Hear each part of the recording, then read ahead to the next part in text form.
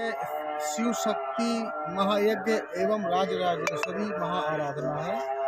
इसमें महादेव और देवी के विभिन्न रूपों की पूजा अर्चना की जा रही है। राष्ट्र की सुख समृद्धि और सनातन धर्म के विश्वव्यापी विस्तार के लिए ये यज्ञ किया जा रहा है। हमने पिछले दिनों 2-3 साल से अखंड भारत का भ्रमण किया है और हर जगह सनातन संस्कृति की अलग को जगाया है।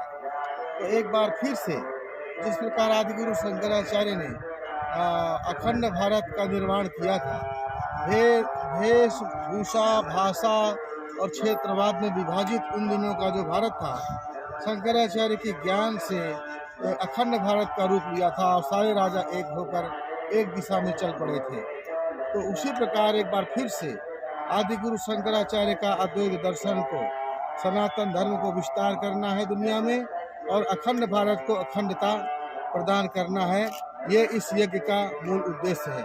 क्योंकि भगवान श्री राम ने 12 वर्ष यहाँ तपस्या किया और उस शक्ति को प्राप्त कर रावण जैसे आसुरी साम्राज्य को समाप्त करने का उन्होंने सफलता प्राप्त की। तो एक बार फिर से सनातन का ध्वजा लहराने के लिए चित्रकूट की तपोभूमि में किया जा रहा है महायज्ञ मील का पत्थर सिद्ध होगा। आई से फोटो करके वायरल कर दिया जा रहा है। बहुत सी चीजें सामने आई कि वहाँ हमने मंदिर तोड़े भी गए। तो आपकी नज़र से कितना सही है ये?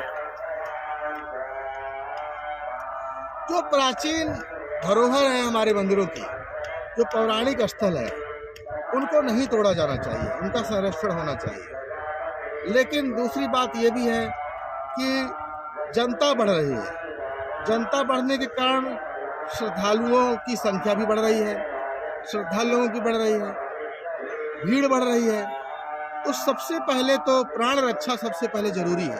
तो सरकार के जो ऐसे प्लान हैं जो भीड़ नियंत्रण के लिए हैं, लोगों की सुविधाओं के लिए हैं, उसमें यदि कोई मंदिर हटाए जा रहे हैं तो उनको पुनर्स्थापित भी किया जा रहा है, उनको विशाल रूप भी दिया जा रहा है। तो उसको इशू नहीं बनाया जाना चाहिए। ठीक, थैंक यू। हमें उसका ही साथ देना चाहिए, कोई भी हो। तो योगी जी कैसा कार्य कर रहे हैं आपने? योगी जी बहुत अच्छा कार्य कर रहे हैं।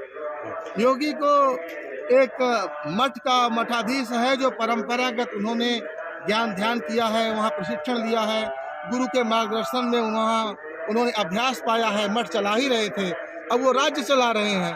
तो उनके तो स्वभाव में और उनके मस्तिष्क में तो धर्म कूट कूट कर भरा है। वो अच्छा चला रहे हैं। भारत की सत्ता में भी अच्छे कार्य हो रहे हैं। मोदी जी भी अच्छा कार्य कर रहे हैं। गाय गंगा गीता के लिए कार्य हो रहा है। तो इसकी सराहना होनी चाहिए और कोई यदि सुझाव है तो सुझाव दिया जाना चाहिए। पर टांग खींचने के लिए या जनता में भ्रम फैलाने के लिए जो बातें हैं, ये कम से कम किसी धर्मध्वज धारक को तो नहीं ही शोभा देता है।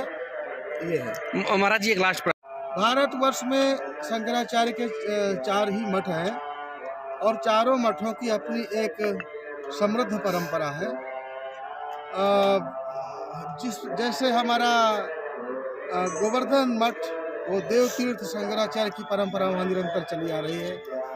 उसी प्रकार शारदा जो मठ है दक्षिण का, वहाँ पर स्वामी भारती तीर्थ जी महाराज विराजमान हैं।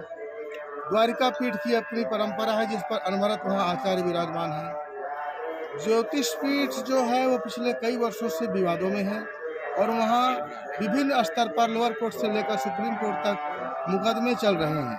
तो जब तक कि वहाँ निर्णायक निर्णय नहीं आ जाता है, तब तक वहाँ किसी को शंकराचार्य ना लिखने के लिए सुप्रीम कोर्ट का यह आदेश है और उसका पालन हर किसी को करना चाहिए। लेकिन सरकार ने तो उनको उस पद से भी उनको बुलाया, पहले ट्वीट भी किया। शंकराचार्य जी का कहना है कि पहले तो सरकार मानती रही, लेकिन जब ये विवाद हो गया तब आप शंकराचार्य नहीं मान रहे। इससे पहले नहीं किसी ने रोका, तब से वो लिखते चले आ रहे थे। देखिए, जो अदालत की बातें होती हैं उनके लिए अदालत में ही उत्तरदायी सिद्ध किया जाता है, वहीं पर जवाब और निर्णय लिए जाते हैं। सरकारों का इसमें कोई भूमिका नहीं होती है। और कुंभ मेले में जो कुछ घटनाएं हुई हैं, तो ये घटनाएं पहले भी होती आ रही हैं और ये नहीं होनी चाहिए। मैं बताना चाहता हूं कि धर्म क्षेत्र में एक गिरोह सक्रिय है। शंकराचार्यों के नाम पर भी ऐसा बखेड़ा टाइम से खड़ा किया जा रहा है। कि वो लिखते तो शंकराचार्य हैं, रूप और वेशभूषा वो शंकराचार्य और सन्यासी का रखते हैं, सनातन धर्म के रहनुमा के तौर पर वो जाने जाते हैं। लेकिन जब सनातन धर्म के विशेष उत्साह का, उत्सव का, खुशी का समय आता है, वो लोग उसको पचा नहीं पाते और अनर्गल बातें करते हैं, समाज में वैमनस्य और भेदभाव अफवाह फैलाने की कोशिश करते हैं। ऐसी घटना राम मंदिर प्राण प्रतिष्ठा के समय भी हुई थी, जहां पूरे दुनिया में सनातन धर्मावलंबी अपने हजारों साल के उस गुलामी के कलंक को धोकर अपने प्रभु श्री रामचंद्र के मंदिर में स्थापना का महा उत्सव मना रहे थे। वहीं पर कुछ लोग शंकराचार्य का दावा करते हुए राम मंदिर के उत्सव के लिए भी खिलाफ दुष्प्रचार कर रहे थे। ये लोग सनातन धर्म का खाते हैं, हिंदुओं के यहाँ पलते हैं, लेकिन हिंदुओं के उत्सव में ये लोग शामिल नहीं होते, वहाँ पर वितंडावाद करते हैं, भ्रम और अफवाह फैलाते हैं। ऐसे लोगों को खबरदार होना चाहिए, या तो वो सुधर जाएं और सनातन की खाते हैं तो सनातनियों के खुशियों में खुशी मनाएं, या फिर अपने आप को ओरिजिनल जो इनका रूप हो वो उसमें अपने आप को उजागर करें और यहाँ का पीछा छोड़ें। तो आपको लग रहा है कि इसके पीछे राजनीतिक दलों का भी हाथ होगा जो इस तरीके से अब विवाद खड़ा कर रहे हैं?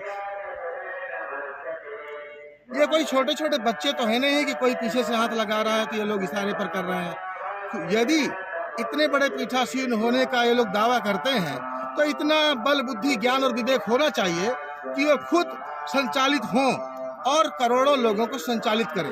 धर्म सत्ता अपने आप में एक सत्ता होती है और वो किसी पर निर्भर नहीं होती। जो उसके सत्ता नसीन है वो ज्ञान, ध्यान, तपस्या, आत्मबल, शारीरिक बल हर तरह से परिपूर्ण होते हैं और वो अपने विवेक से ही संचालित करते हैं। यदि कोई किसी राजनीतिक पार्टी का खिलौना बन करके कार्य कर रहा है, इसका मतलब उसमें वो सामर्थ्य नहीं है और वो जबरदस्ती स्वांग रच रहा है। आपको क्या लगता है योगी जी के कैसे सरकार चला रहे हैं और एक धर्म को सही से, सनातन को सही से आगे ले जाने में उनका कितना अहम रोल है?